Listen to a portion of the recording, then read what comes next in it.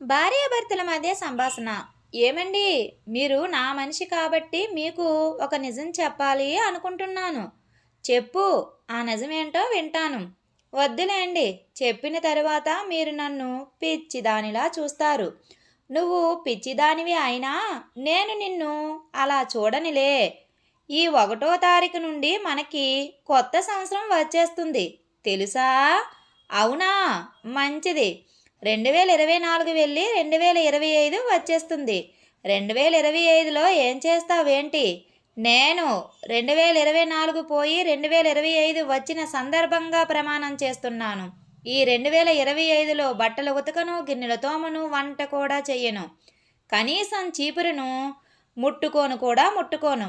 సంవత్సరం మారుతుంది, క్యాలెండర్ మారుతుంది, నేను కూడా మారిపోతున్నాను. నేను కేవలం ఎంజాయ్ మాత్రమే చేస్తున్నాను. ఒక్క నిమిషం ఆగవే. నేను 2024 సంవత్సరం సాక్షిగా ప్రమాణం చేసి చెప్తున్నాను. నేను 2025లో నా భార్యకి బట్టలు కొనివ్వను, షాపింగ్కి వెళ్ళనివ్వను, నేను తీసుకుపోను, బంగారం అసలే కొనివ్వను. సంవత్సరం మారుతుంది, క్యాలెండర్ మారుతుంది, నేను కూడా మారుతున్నాను. నేను సంపాదించిన డబ్బులతో నేను ఒక్కడనే ఎంజాయ్ చేస్తాను. ఏమండి, నేను అన్ని పనులు చేస్తానండి.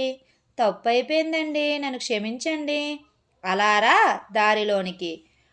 31st నైట్కి నేను నా ఫ్రెండ్స్తో కలిసి ధూమ్ధామ్గా పార్టీ చేసుకుందాం అనుకుంటున్నాను. జనవరి 1 మంచిగా వెల్కమ్ చెప్పాలి అనుకుంటున్నాను. డబ్బులు ఇవ్వండి. డబ్బులు ఇస్తాను, కానీ నేను ఒకటి అడుగుతాను, దానికి సమాధానం చెప్పవే. అడగండి. కిందటి సంవత్సరం నీ జీవితంలో అద్భుతం ఏదైనా జరిగిందా?